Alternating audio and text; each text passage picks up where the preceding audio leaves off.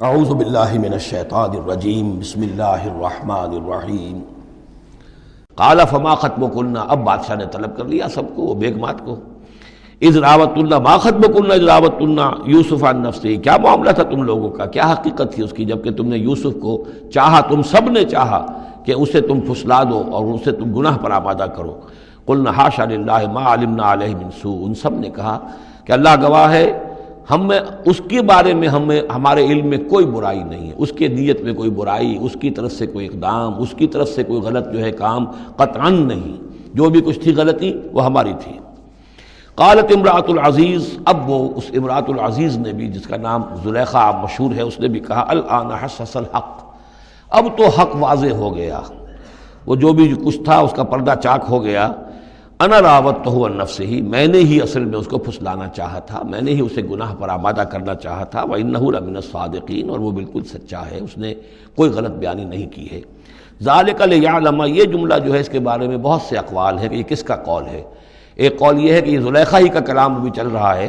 یہ اس لیے کہ وہ اس کو معلوم ہو جائے، یعنی حضرت یوسف علیہ السلام کو، انی لم اخنہ بالغیب، کیونکہ حضرت یوسف اس وقت وہاں موجود نہیں تھے، ان کی غیر موجودگی میں اس نے اپنے گناہ کا اقرار کیا ہے کہ میں نے اس کے ساتھ خیانت نہیں کی ہے۔ اب بھی ہو سکتا تھا کہ وہ پھر کوئی بکواس کرتی اور غلط بات کہتی، لیکن نہیں، لم اخنہ بالغیب، تاکہ یوسف کے علم میں یہ بات آ جائے کہ میں نے یہاں اس کی غیر موجودگی میں کوئی خیانت نہیں کی ہے۔ وَأَنَّ اللَّهَ لَا يَهْدِي كَيْدَ الْخَائِنِينَ، اور یقیناً اللہ تعالیٰ جو ہے خیانت کرنے والوں کی چال کو کامیاب نہیں کرتا۔ وما ابرئ نفسی، اور یہ کہ میں اپنے آپ کو کوئی بہت یہ نہیں سمجھتی کہ میں مجھ سے گناہ سرزد نہیں ہو سکتا، میں اپنے نفس کو بری نہیں کہتی۔ ان النفس لامارۃ بالسوء، نفس جو ہے انسان کا وہ تو بدی کا حکم دیتا ہی ہے، الا ما رحم ربی، سوائے اس کے کہ جس پر اللہ کا رحم ہو گیا ہو۔ ان ربی غفور الرحیم، یقیناً میرا رب جو ہے بہت غفور اور رحیم ہے۔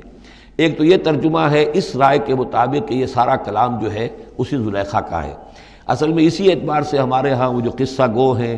یوسف زلیخا کے قصے ہیں، ان میں تو پھر مائی زلیخا کو بہت ولی اللہ بنا دیا گیا ہے، اور کوئی ایسی بات بھی نہیں ہو سکتا ہے کہ اس پورے دوران میں وہ عشق مجازی جو ہے اس کا وہ عشق حقیقی میں تبدیل ہو چکا ہو اور حقیقتاً ہدایت پر آ گئی ہو، اور جیسا اگر یہ کلام اسی کا ہے، جیسے کہ بہت سے لوگ جو ہے مانتے ہیں ہمارے مفسرین میں سے، اسی کا کلام ہے۔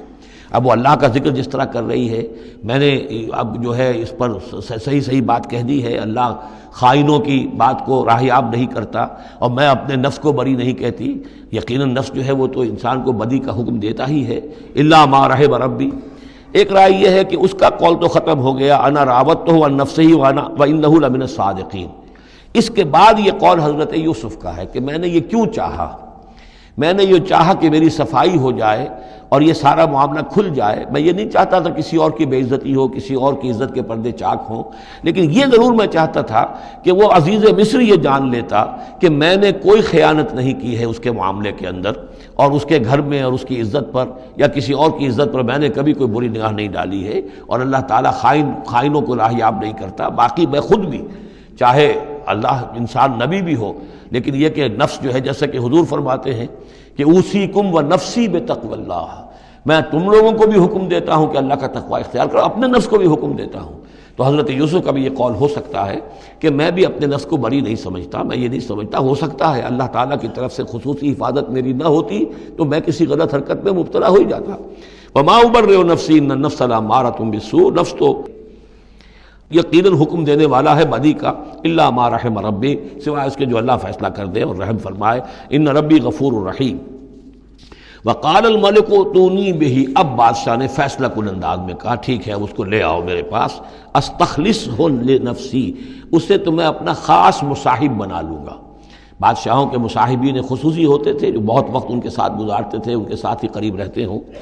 فلما کلمہ، تو اب جب حضرت یوسف آ گئے دربار میں اور بادشاہ نے بات کی ان سے، قال انک اليوم لدینا مکین امین، تو بادشاہ نے کہا کہ آج کے دن سے آپ ہمارے پاس جو ہوں گے بڑی عزت والے اور معتبر انسان ہوں گے، اب آپ کی حیثیت جو ہے بہت اونچی ہوگی اس معاشرے کے اندر، ہمارے بڑے درباریوں میں آپ کا شمار ہوگا۔ قال اجعلنی علی خزائن الارض، ادھر حضرت یوسف کو یہ خیال تھا کہ بہت بڑی جو ہے مصیبت اس قوم کے اوپر آنے والی ہے، تو اس کے لیے انہوں نے فوری طور پر جو مطالبہ کیا وہ یہ تھا کہ مجھے زمین کے خزانوں پر مقرر کر دو۔ یعنی یہ کہ زراعت کا وزیر بنا دو یا چیف سیکرٹری بنا دو یا وزیر خزانہ بنا دو کہ معیشت پوری میرے کنٹرول میں ہو، اس لیے کہ اس ملک کے اوپر جو آنے والے ہیں حالات وہ بہت ہی نازک ہیں، اور اگر اس کے لیے صحیح بندوبست نہ کیا گیا تو نہ صرف اس ملک کے لیے بلکہ آس پاس کے علاقے کے لیے بھی بہت خوفناک صورت پیدا ہو جائے گی۔ اس لیے کہ اصل میں یہ مصر ہی تھا کہ جو گرینری تھا اس پورے علاقے کے لیے، باقی آپ کو معلوم ہے اس کے بائیں طرف جو ہے مغرب میں بھی صحرا ہے، دائیں طرف بھی صحرا ہے، صحرا سینا ہے، تو یہ تو یہی علاقہ تھا کہ جس سے اناج وغیرہ پیدا ہوتا تھا، تو پورے علاقے کے لیے کفالت جو تھی اس کی زراعت جو ہے وہ یہیں سے ہوتی تھی۔ تو اس پورے علاقے پر بہت زبردست قحط آیا ہے، بہت زبردست قحط آیا ہے بعد میں۔ تو انہوں نے فرمایا کہ مجھے ان زمانوں کے ان سارے زمین کے جو خزانے ہیں اس پر مختار بنا دو۔ انی حفیظ علیم، میں حفیظ بھی ہوں، حفاظت کرنے والا ہوں، علیم بھی ہوں، جاننے والا ہوں، ماہر ہوں، میں یہ سارا بندوبست ٹھیک کروں گا۔ وَكَذَلِكَ مَكَّنَّا لِيُوسُفَ فِي الْأَرْضِ، اس طرح ہم نے یوسف کو تمکن عطا کیا زمین میں۔ يَتَبَوَّأُ مِنْهَا حَيْثُ يَشَاءُ، اب تو وہ جہاں چاہے وہاں ٹھکانہ بنا لے۔ اب مصر کی حکومت جو ہے پہلے تو اللہ تعالیٰ نے وہاں سے لا کر بدوی زندگی سے لا کر متمدن زندگی کے عین گڑھ میں مجدھار میں پہنچا دیا، عزیز مصر کے گھر میں پہنچا دیا۔ اب اس سے اگلا رتبہ جو ہوا ہے وہ تو یہ ہے کہ بہت ہی اونچا مقام اور مرتبہ ہو گیا، اب خود وہ عزیز بن گئے ہیں،